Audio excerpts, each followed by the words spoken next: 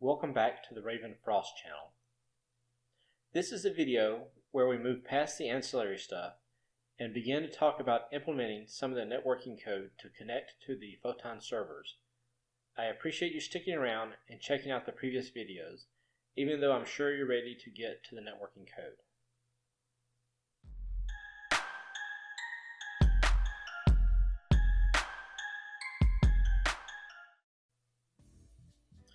Before we get to the fun stuff, there are a few non-coding tasks we must do to set up Photon. If you are new to Photon and want a step-by-step guide to registering for their service, creating a new app ID, and importing Photon into Unity, then keep watching.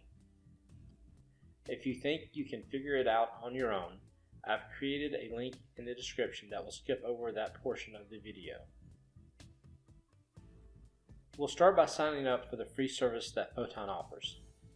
This means that we will be limited to 20 concurrent users per app, which is more than enough during the prototype and beta testing phase.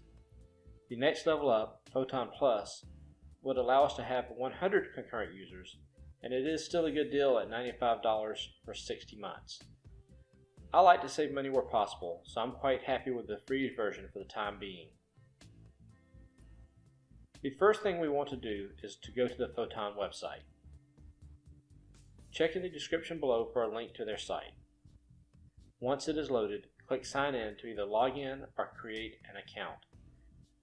After you have done this, then you should see a screen that looks like this.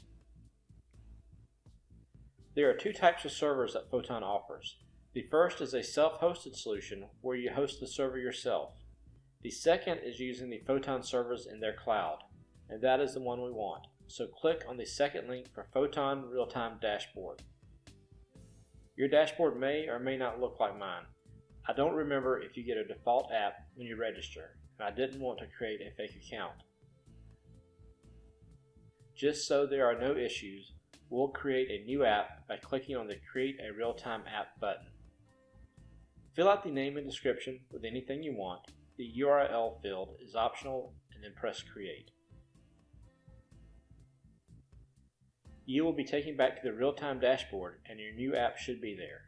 The only thing you need to do now is mouse over the app ID and copy it to your clipboard. You'll need this in a later step. That's all there is to registering for Photon and acquiring an app key. The next step is to load Unity and then go to the Asset Store by pressing Ctrl 9. Once it is loaded, search for Photon Unity Networking, and you should see a free version of the multiplayer package. Click on it and download and then import it into Unity. After a few seconds, you should get a pop-up asking which parts of the package you wish to import. Go ahead and import all. Items can be cleaned out later, and you never know when you might want to take a look at some of their example code. Once Photon has been imported, a new pop-up will appear that asks for the Photon app ID. This comes from the real-time dashboard. Paste the ID in the text box and click on Setup Project. It should only take a moment, and then a close button will appear. Click the close button. The Unity Inspector should display the Photon server settings. If not, the file can be found in the Assets window. Change the region to whatever region is appropriate for your location. If you couldn't tell from my accent, I'm from the Southeast US, so I set my region to US. The region you pick determines where your game tries to connect. You want to have the fewest hops to the servers as possible, so sticking with your region makes the most sense. Leave the protocol as UDP and make sure Auto Join Lobby is not checked. The game we're going to create will not have a lobby. It's something that can be added later if there is any interest. Okay, now that your project has been set up to use the Photon packages, I'm going to go over how Photon works to get players connected. The first thing that needs to happen is to call the Connect Using Settings function. The networking component will then attempt to connect to Photon's name servers. If there is an error, you'll get an error message. If it can connect, then the user is forwarded to the master server, which is more like a server farm. The player should then be able to create a game room and is then taken out of the master server and moved into the game room, where he sits waiting for an opponent. While this is happening, player 2 is also going through the same steps, but instead of creating a game, he chooses to join a room. Once both players are in the game room, then the game can begin. For this tutorial series, I'll be pairing players up based on them entering the name of a game room. However, Photon also supports player matching and game list if you want to dig into that on your own. If there is interest, I may cover this at the end of the tutorial series. Let's start the process that will take us from the main menu to getting connected to the server to the connection screen.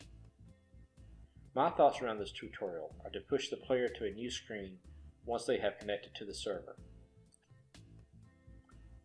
However, you can easily keep all of the connection content on the main menu by hiding or showing a UI panel when the connection has been made. We need to begin by creating an empty game object. Press F2 and rename it to Launcher. Now that we have the game object, create a new C# script and also call it Launcher.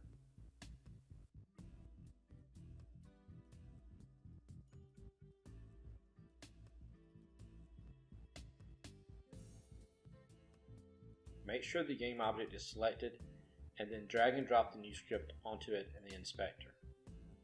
Double click on the script to launch your IDE. Let's start by clearing out the code that we don't need. Delete the start and update methods, and then clean up the unneeded using strings. The first piece of code we want to change is to drop the monodevelop and replace it with photon.punBehavior. This will give us access to all the Photon goodness, plus it also makes the network objects that are created persist across scenes. Create a public string variable called version and set it to any version number you wish. This will be used later in the code.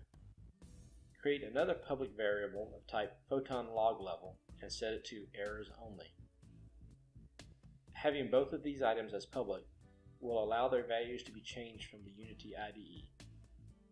Having the logging level available in the IDE is especially useful so that you can increase the logging level during debugging without having to get into the code to make the change.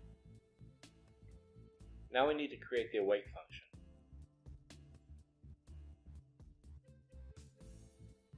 We'll use it to set the Photon network logging level to the variable we set above.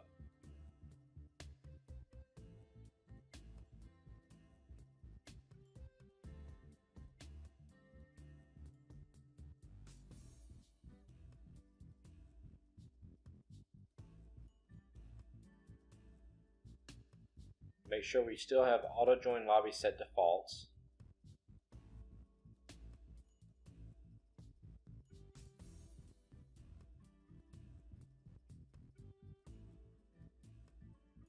And then set automatically sync scene equal to true. Syncing the scene this way allows the master client to load the scenes for all players.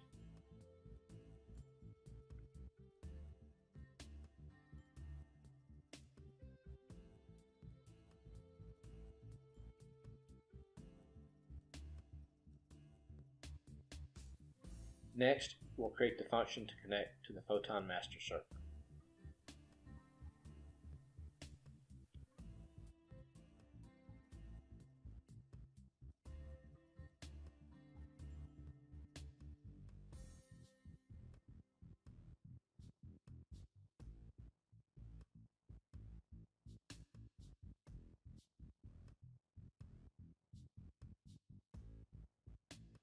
We're passing in the version because Photon tries to protect us from connecting to players that are not on the same version.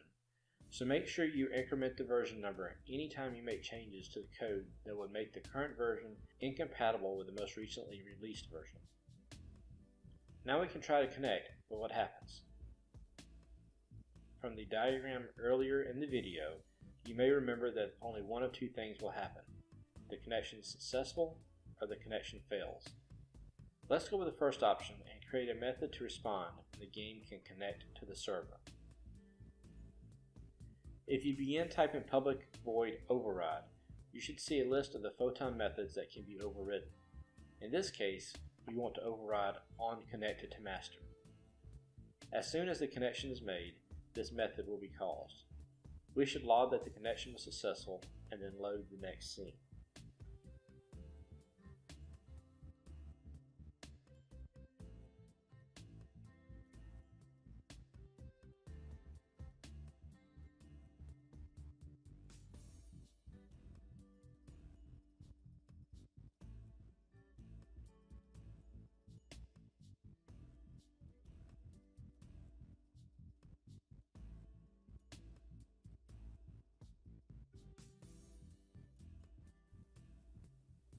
Now let's override the method that will be called if the connection isn't successful.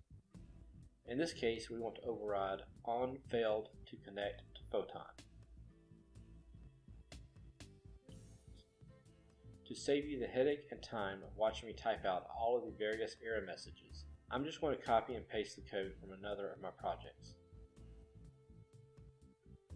Once you save the code, you can return to Unity.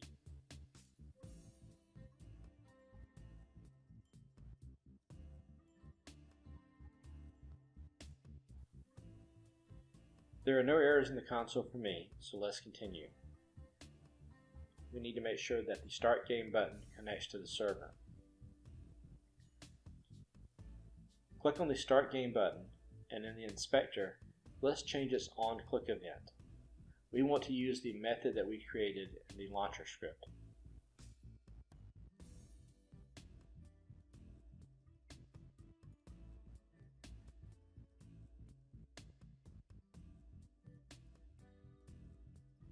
Once that is set, press play and see what happens.